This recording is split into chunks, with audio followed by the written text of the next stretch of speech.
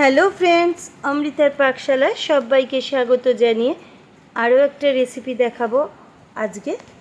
এই রেসিপিটা কিন্তু আমরা দিদা ঠাম্মার হাতে খেতে খুবই ভালোবাসি। সাধারণত ছোলা, চিংড়ি মাছ কিংবা ইলিশ মাছের মাথা দিয়ে রান্না করতে হয় এই অপূর্ব স্বাদের রেসিপিটা। আজকে আমি ইলিশ মাছের মাথা দিয়ে তোমাদেরকে রান্না করা দেখাবো। প্রথমে আমি এক আঁটি শোলা কচুর শাক নিয়েছি। এক আঁটির মধ্যে 4টে বড় ডাঁটা থাকে।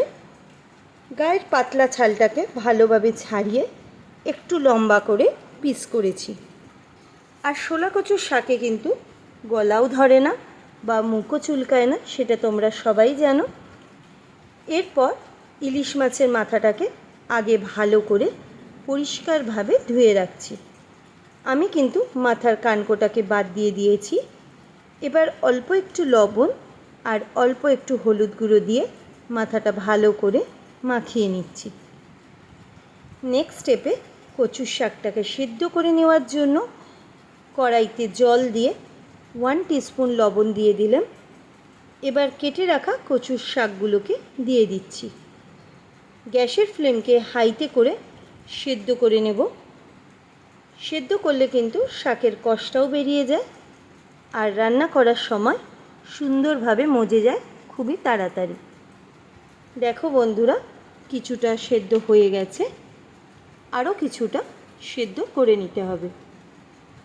কচুর শাক সেদ্ধ করার সময় এমনিতেই জল বেরায় শাক থেকে, সেই জন্যই তোমাদেরকে বলবো খুব বেশি জল আগে থেকে দেবে না। অন্যদিকে শাক সেদ্ধ হওয়ার মধ্যে মাছের মাথাটা ভেজে নেব। তার জন্য 2 টেবিল স্পুন সর্ষের তেল ব্যবহার করছি। তেলটা ভালো করে গরম করে নেব।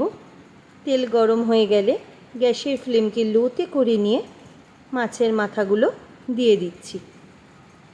মাথাগুলো কড়াইতে ছাড়ার সময় গ্যাসের ফ্লেমকে হাইতে করে ছাড়লে তেলটা ছিটে আসবে গায়ে। তাই জন্য বন্ধুরা তোমাদেরকে বলবো খুবই সাবধানতার সাথে মাছের মাথাগুলো ভাজা করবে। কিছুক্ষণের মধ্যে মাথাগুলো উলট পালট করে ভালোভাবে ভেজে নিয়েছি। এদিকে 10 মিনিটের মধ্যে সেদ্ধ হয়ে গেছে শাকগুলো। সেদ্ধটা কিন্তু এরকম নরম করেই করতে হবে। এবার গ্যাসের ফ্লেমকে অফ করে দেব। সেদ্ধ করে নেওয়া শাকটার এক্সট্রা জলটা একটা ঝুড়ির মধ্যে ঝরিয়ে নিচ্ছি। সব শেষে শাকটা পুরোপুরি রান্না করার জন্য আমি সর্ষের তেল ব্যবহার করছি। এখানে আমি 3 টেবিল স্পুন সর্ষের তেল দিলাম। সর্ষের তেলে কিন্তু রেসিপিটা খুবই সুস্বাদু হয়, তাই জন্য তোমাদেরকেও বলবো সাদা তেল ব্যবহার না করে এই রান্নাটা সর্ষের তেলে করলে খুবই ভালো হবে। এবারে এর মধ্যে একটা তেজপাতা, 3টে কাঁচা লঙ্কা, 2টো শুকনো লঙ্কা আর অল্প একটু কালো জিরে ফোড়নের জন্য দিলাম। অবশ্যই গ্যাসের ফ্লেমকে মিডিয়ামে করে ফোড়নটা হালকা করে ভেজে নেব। এবার অ্যাড করছি 1/3 টিস্পুন লবণ, 1/2 টিস্পুন হলুদ গুঁড়ো, 1/3 টিস্পুন লঙ্কা গুঁড়ো আর 1 টিস্পুন জিরে ধনে গুঁড়ো।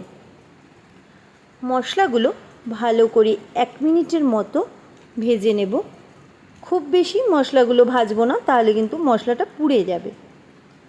বন্ধুরা, তোমরা একটু লবণের পরিমাণটা মাথায় রেখে ব্যবহার করবে, যেহেতু শাকটা সেদ্ধ করার সময়, মাছ ভাজার সময় আমরা লবণ দিয়েই ভাজি বা সেদ্ধ করি, তাই জন্য লবণটা একটু সাবধানতার সাথে ব্যবহার করবে। মশলাটা ভেজে নেওয়ার পর সেদ্ধ করা কচুর শাকটা দিয়ে দিলাম। গ্যাসের ফ্লেমকে মিডিয়াম টু হাইতে করে শাকটা মশলার সাথে ভালোভাবে মিশিয়ে নেব। 10 মিনিট ধরে শাকটা মশলার সাথে ভালোভাবে মজিয়ে নিয়েছি। এর মধ্যে এবার অ্যাড করছি স্বাদ মতো চিনি। আমি 1 টিস্পুন চিনি দিলাম। চিনিটা দিয়ে আর একটু নাড়াচাড়া করে নিচ্ছি। চিনিটা দিয়ে নাড়াচাড়া করার পর ভেজে রাখা মাছের মাথাটাও দিয়ে দিলাম। আমি এখন খুন্তিটা দিয়ে মাথাগুলো অল্প করে টুকরো করে দিচ্ছি। তোমরা কিন্তু মাথাটা ভাজা করার পরও টুকরো করে রেখে দিতে পারো। মাছের মাথা দিয়ে খুব বেশি নাড়াচাড়া করব না, তাহলে মাথাগুলো বেশি গুঁড়ো হয়ে যাবে। সেই জন্যে অল্প করে নাড়াচাড়া করব, যাতে খাওয়ার সময় মাছের মাথাগুলো একটু মুখে লাগে, তাহলে কিন্তু খেতে খুবই ভালো লাগবে। মাছের মাথা দিয়ে কচুর শাকটা পুরোপুরি রেডি হয়ে গেছে। গরম ভাত দিয়ে খেতে কিন্তু খুবই ভালো লাগে। আশা করব তোমাদেরও ভালো লাগলো রেসিপিটা। বন্ধুরা অবশ্যই কমেন্ট করো, লাইক করো।